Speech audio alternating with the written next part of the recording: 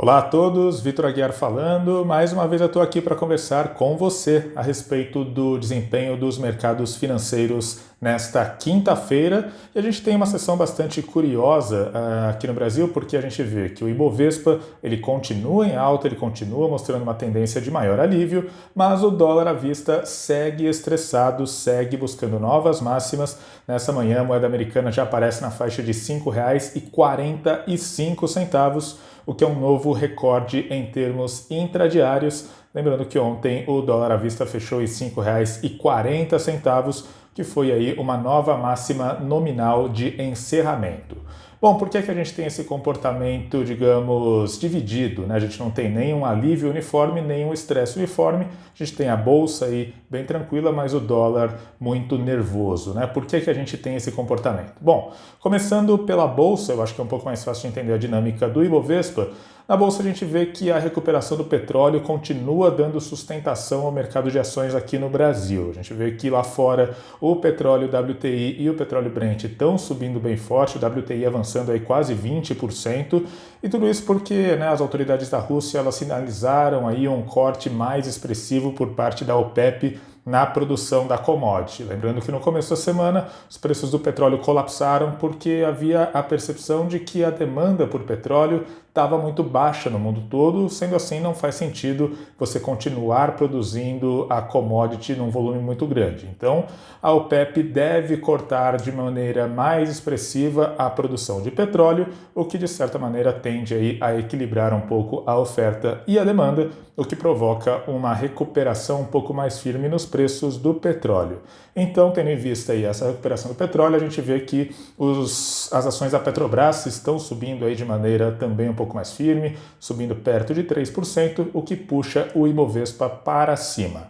Além disso, a gente tem também alguns dados econômicos no exterior que aí trazem informações positivas e informações negativas a respeito do estado da economia global.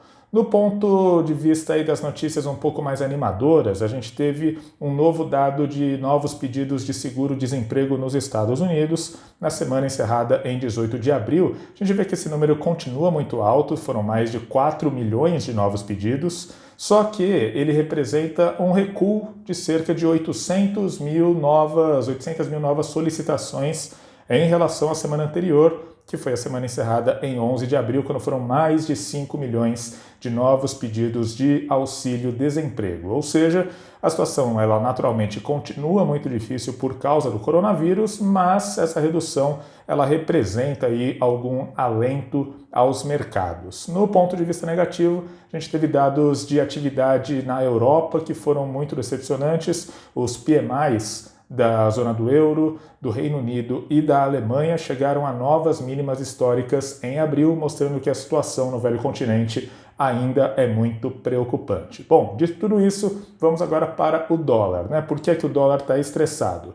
Além de todo esse ambiente mais cauteloso por causa da economia global, e claro, o petróleo está se recuperando, mas ainda assim tem aí um ambiente bem turbulento adiante, a gente também tem fatores domésticos mexendo diretamente com a cotação do dólar, e eles são ligados ao futuro da taxa Selic. Por que está acontecendo isso?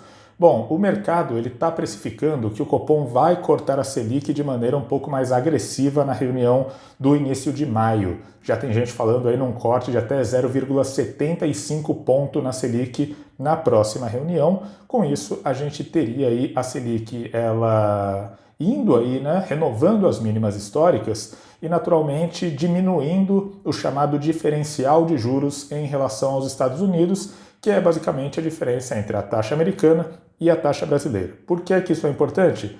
Em tese, quanto menor esse diferencial, menor é o apelo para investimentos externos no nosso país. Afinal de contas, a atratividade, digamos que esse diferencial seja um termômetro da atratividade do retorno dos investimentos. Então, se esse diferencial é pequeno, a atratividade também é pequena e, naturalmente, entram menos dólares no país. É claro que esse é uma entrada de recursos mais especulativa, mas ainda assim é recurso que entrava no país e que, teoricamente, deixa de entrar com um diferencial menor. menos dólares entrando no país, ou seja, tem menos dinheiro americano circulando aqui, portanto, a oferta de dinheiro é menor, então a demanda sobe, por isso o dólar também fica estressado, a gente vê o dólar a 5,45. Nesse sentido, o mercado vai ficar atento a umas declarações do presidente do BC, Roberto Campos Neto.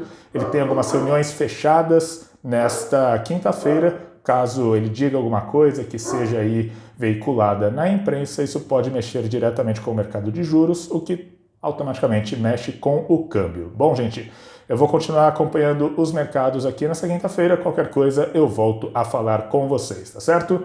Tchau, tchau, um abraço.